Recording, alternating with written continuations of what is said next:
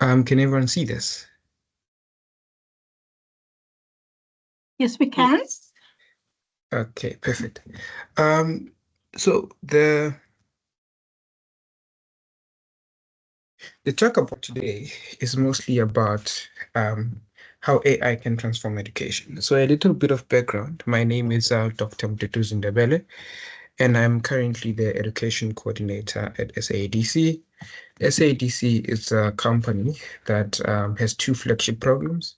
One of them is Matric Life, which is an app-based assessment learning for learners, and then another one is Assessor, which is mostly on the exam based assessment learning for learners.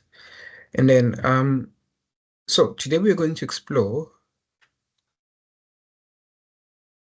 how AI can transform education.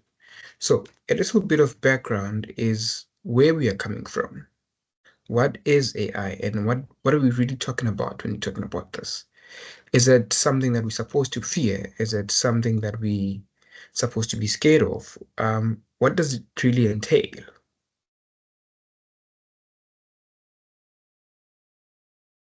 So, the real history of AI draws back to the ideas Sorry, Mr. of Mduduzi, machine. Yes. you are not sharing your screen. We can't Okay, see did your it not presentation. share? I think it just got disconnected a moment ago. Okay, just a moment, please. Sure. Yes.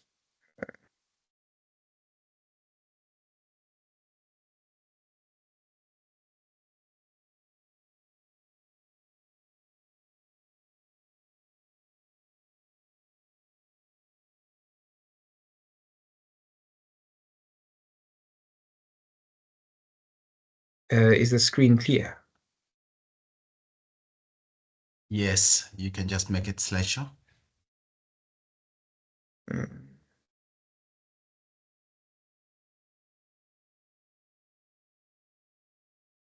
Yes. So, we are talking about the origin of AI. So AI, it dates back to 1950, where it was a thought process that was thought about a scientist that can machines really think? Can we put a computer on and can it think for itself? And then that's when artificial intelligence was really born. And then after then, it's just been an ongoing research about the amount of things that you can do to it up until leading to now, where its current state is OpenAI, which is what we call ChatGPT nowadays. So basically, AI is about it's a self-learning machine that keeps on giving you information. So you feed it data and it spits out more advanced data. So it keeps on learning every day. Think about it as a machine at home, a washing machine. So if you keep on using it, it gets better with the amount of data that you're feeding. So that's essentially what it is. And then how can now we use what we know about machine learning in education? So education really in South Africa, it has been a department that is known for progressiveness. So dating back from um, before or before democracy and now in post-democracy, when you're looking at the trend of the data of how education has been, it's always been about progressiveness. Um, from the language that was taught, from the Bantu education to what we have now, it's always been about progressiveness. So then how do we then progress into the next state of technology, which is utilizing AI tools in education?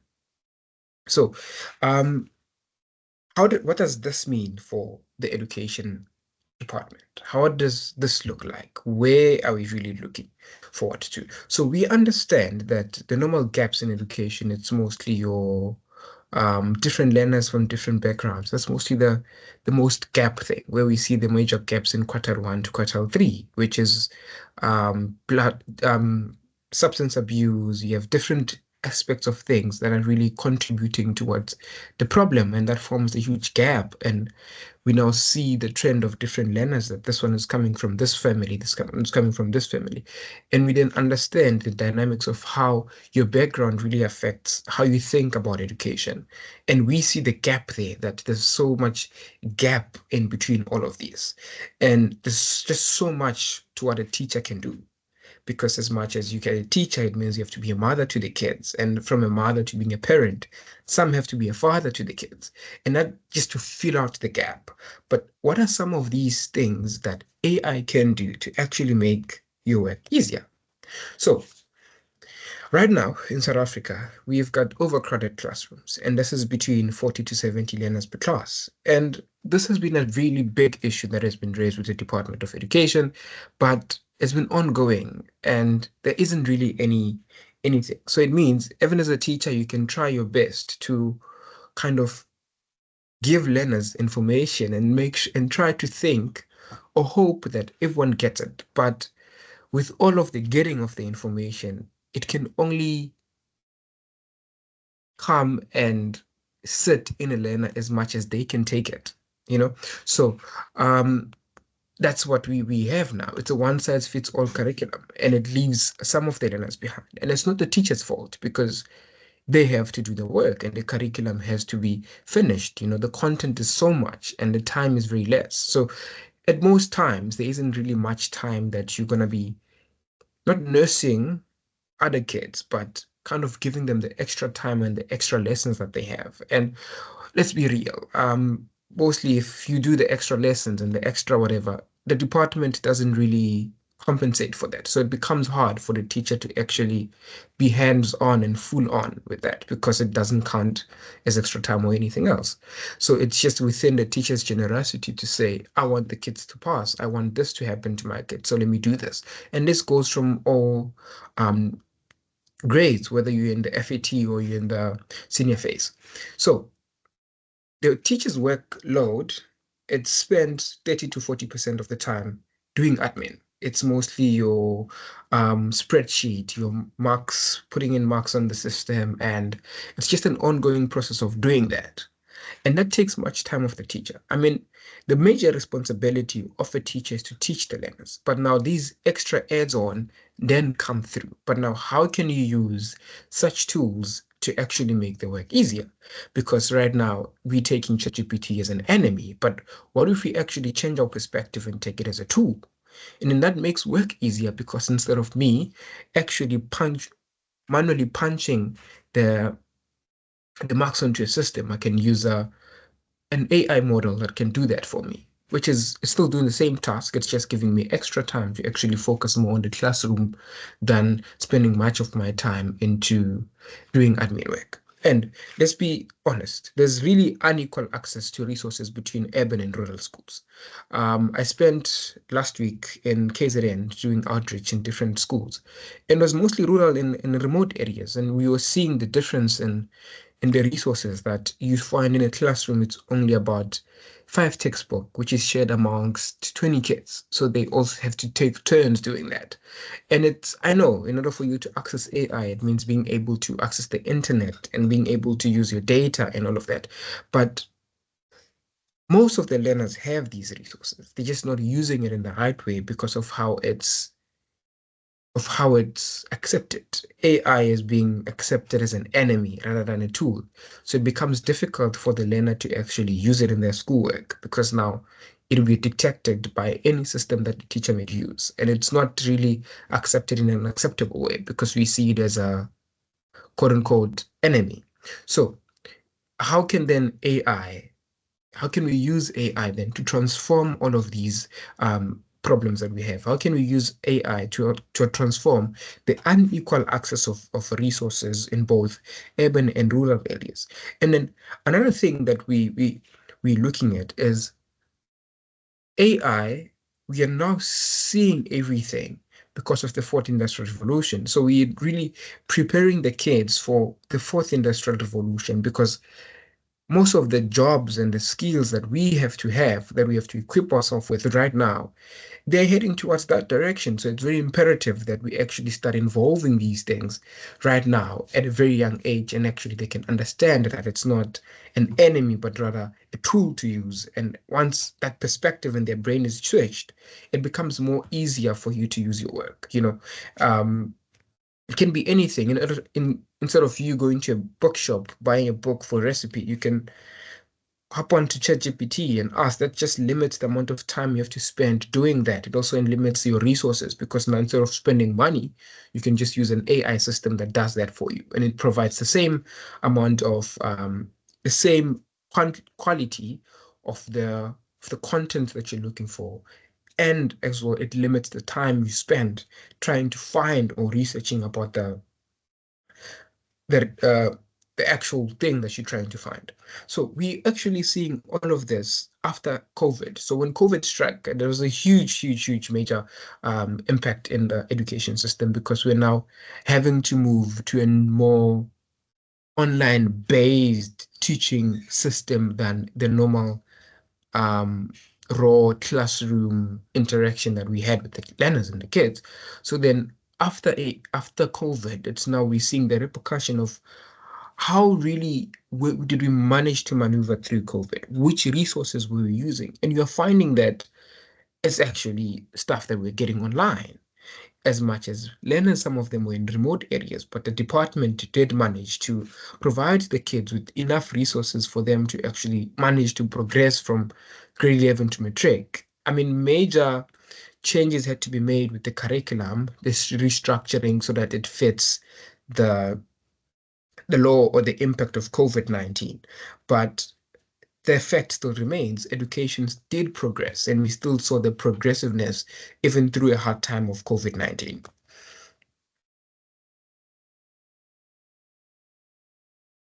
So, what is AI then in education? So, how AI works, it uses smart algorithms. So, it adapts to learning and it automates tasks. So, what can we do with this system? What can we do with this machine that adapts through learning, that automates tasks and provides insights? So, it means as a teacher, instead of me providing the learners with homework, what I can do, I can give them one question and I'll tell AI that produce more questions of the similar content that I've just provided them. And it can provide as much questions as possible, because learning, especially in South Africa, it's mostly the repetition of the content and the repetition of whatever that you asked, so then it gets embedded in your brain and it's stored in your memory muscles. And that's how you actually know. Because the reason why kids manage to get through solving for X in grade 12, it's because it's been the same thing that they've been doing in grade 6 and grade 7, for when you're starting as a diagram where you get 1 and you put a box and then you ask you what's the output of that. It's the same system that they've been using. It's just on grade 12, it's more advanced. But it's literally the same linear formula that they have to use. So it's the same thing even with this, because it's now repetition is what brings the learning, and your memory muscle, if you actually grab onto that and say, now we understand what you're talking about. So some of these examples that we have, it's grading. It can then automate the grading. So you can create a task that will automate the grading. So instead of you having to manually look at what the kid is thinking, you can use an AI system that does that for you. There is a lot of AI chatbots. But what are they and how can they help teachers? So one of the major things, it's just going to reduce the amount of workload by now moving on more automated stuff, and which reduces that main work that a teacher has to do.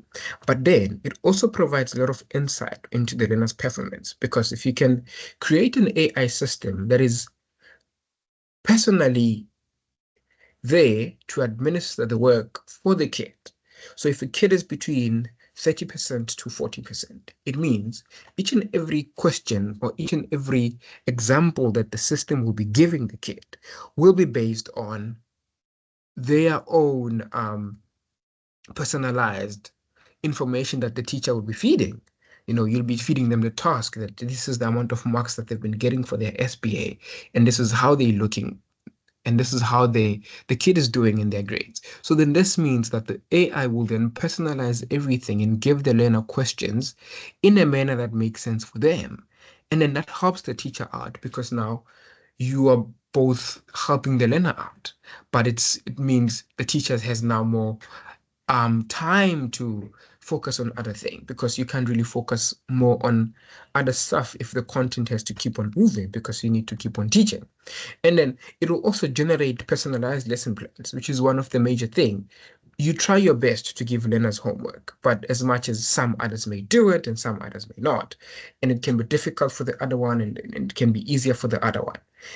It giving the personalized lesson plan for the specific kid, it means it's more work. It's less work for the teacher and it's personalized lesson plan for the learner, which makes it more easier for them to actually interact in class and which makes it more easier for them to understand. It also improved accessibility and the text-to-speech tools because now the good thing about AI is that the language is embedded in it. So then it can teach the learner mathematics in their own language that they talk about at home, that they speak to their parents with. So it can teach them based on that. It can teach them based on the background that they're coming from, but it's only based on the information that the teacher feeds. And then how can it help students then? It's more or less having a 24/7 support from AI tutors and chatbots because it means I've got direct access to that. Whether I'm home, whether I'm on my way to school, when I'm on my way coming back from school, I can always tell it, give me quizzes about this and quiz me on this, quiz me on that. And then it provides the 24 support that you can't really get from a classroom because in classroom we have to chase time. The content has to be done and you have to understand. So it's really just helping the learner out. And it's more on my own pace if I'm a kid. It's more on my own pace as a learner.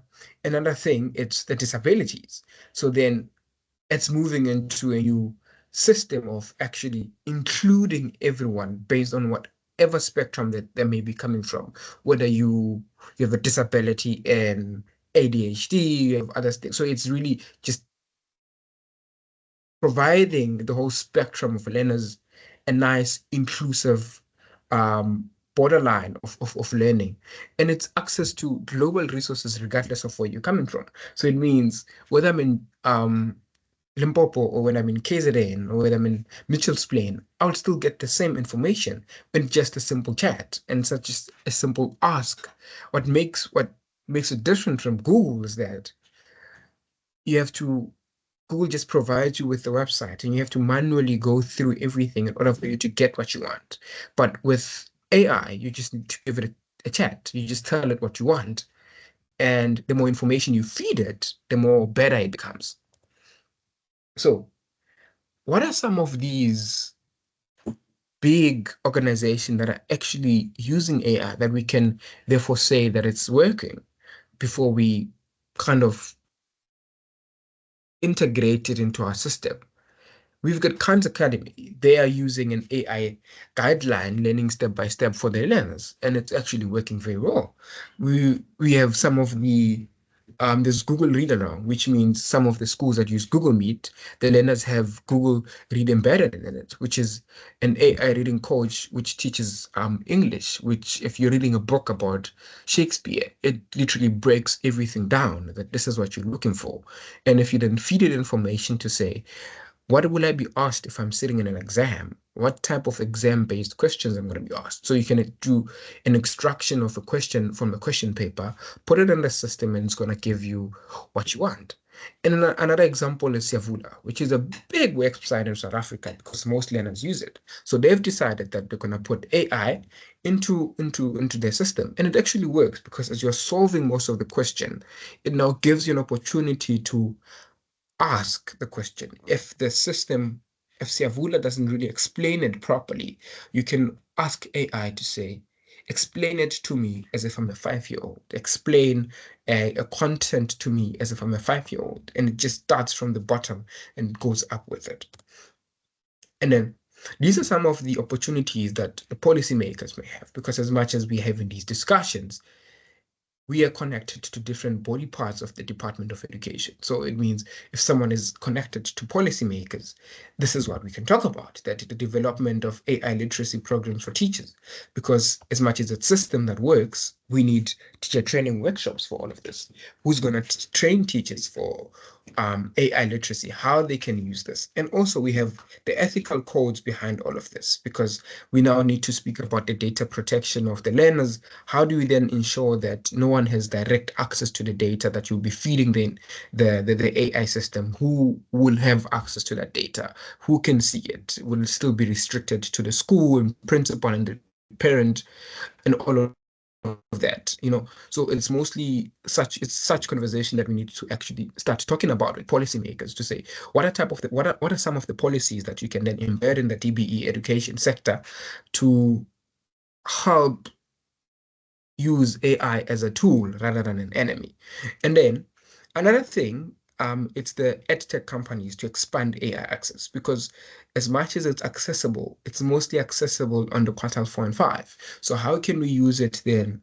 How can we make it more accessible to the learners? How can we make it more accessible to schools between 3 and 1? How can we make it accessible to remote areas? Because as much as they're in remote, most of them have Wi-Fi. So instead of them using the Wi-Fi for different reasons, how can we try to loop in AI and transform that whole structure into a nice, more expendable access of these things?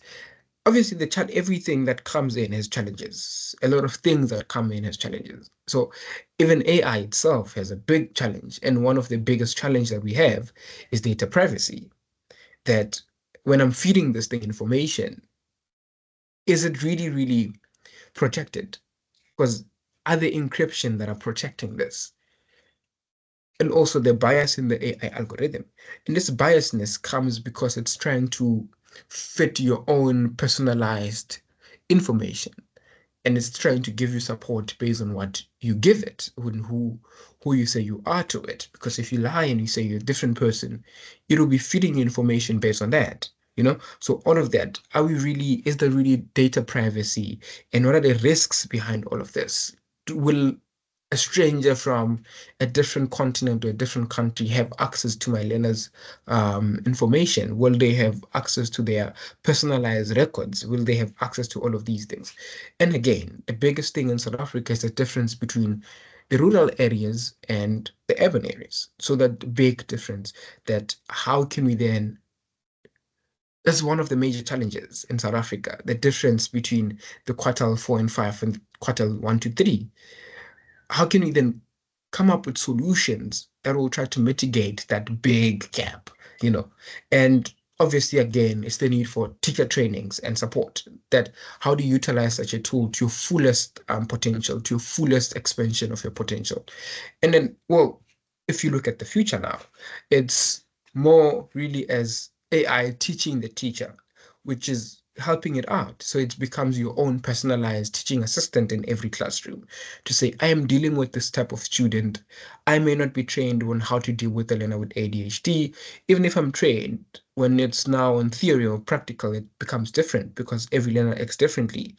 What are some of the things that I can try to do? Because the internet, you have to do a lot of searches in order for you to actually grab onto the information. But with AI systems like ChatGPT, it's just a single chat and it tells you what you need to know. And another thing is the early warning system for dropout prevention, because it's now giving personalized information, which then as a learner, as much as I want to drop out, and I'm seeing the system is helping me out. It's every day I have full on support from it. I'm full on support from my teacher.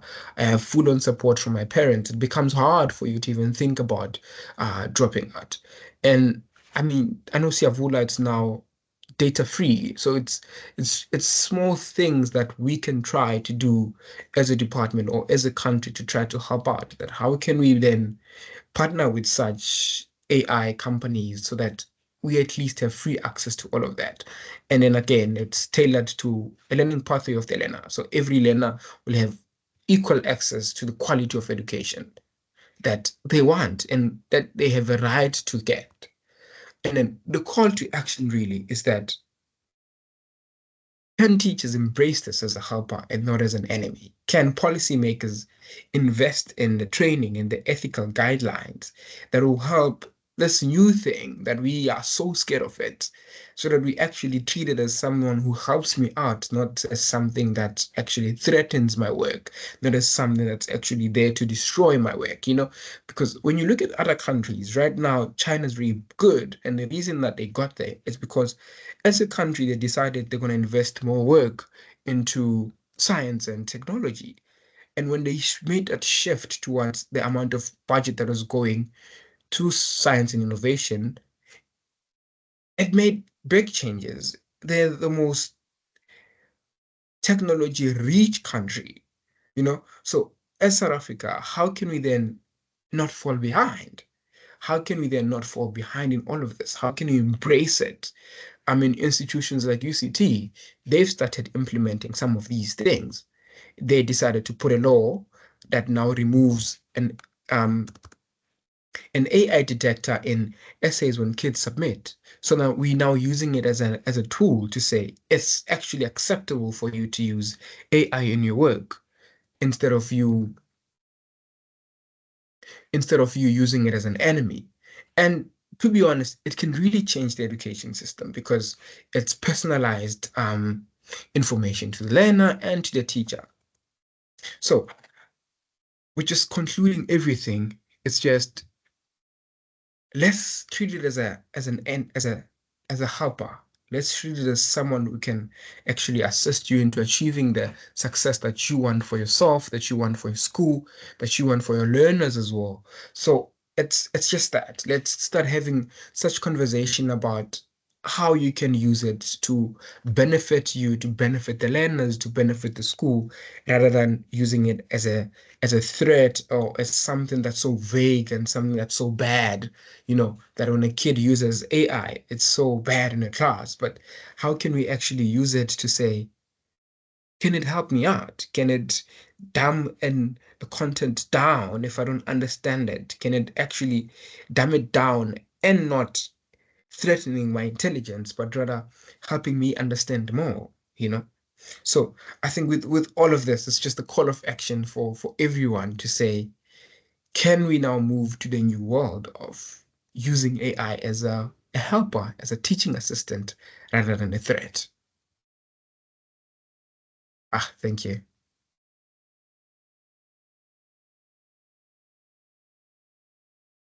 Thank you so much, Doctor.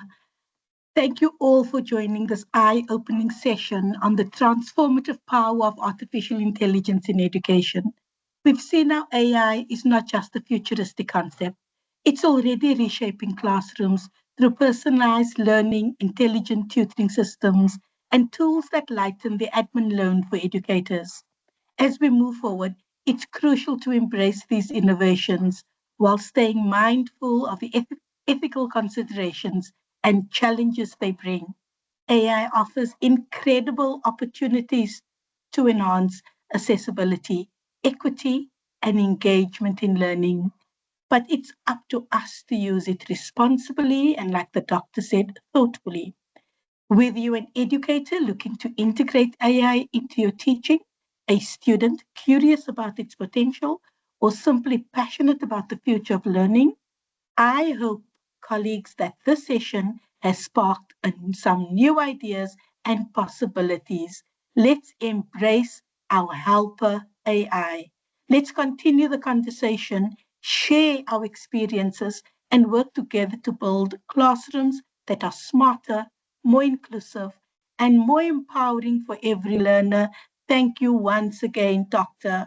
And now we open up the floor for questioning.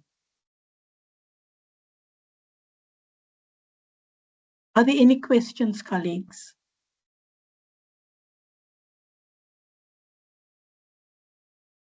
You can unmute yourself. Thank you, Novosti. Hi, Rox, and hi, Doc. Thank you so much for the quite insightful talk. In as much as at this stage, perhaps some people were biting their teeth, and probably some people were thinking, But this sounds quite ambitious. But I love the fact that you have brought it to this platform and you have shared it with this limited few that is in this particular platform, because undeniably, AI seems to be the future. There's no two ways about it. I guess perhaps for us as teachers, maybe it is high time really for us to start thinking innovatively on how we can leverage on such technologies to enhance teaching and learning for the classroom. And I think I also like how you touched on not only on what the teacher can do in the classroom, but how policymakers can also leverage on such technologies so that we've got a system-wide kind of plan on how this can be done, and with great examples of what has happened, for example, in the HEI spaces, with the example of UCT that has since accepted that AI is here and it should be a tool that can actually help the teaching and learning process, unlike instead of looking at it from perhaps the focusing too much on the negative implications that AI can bring upon the system, but instead perhaps think of creative ways on how we can use it as a useful tool, but at the same time, putting measures in place that are ought to evade or prevent the undesired effects, with examples that you gave, for example, in terms of if you are to use ChatGPT, for example, let's think about how you would protect learners' information. You wouldn't just upload a whole spreadsheet with learners' names and ID numbers onto ChatGPT, because these systems do keep learner data. So I think it's quite a mind-provoking conversation that should not only end here, but should carry on beyond such a space. Thank you, Doc, for sharing your talk. Thank you so much for the opportunity. Yeah, I'm really honored. Thank you.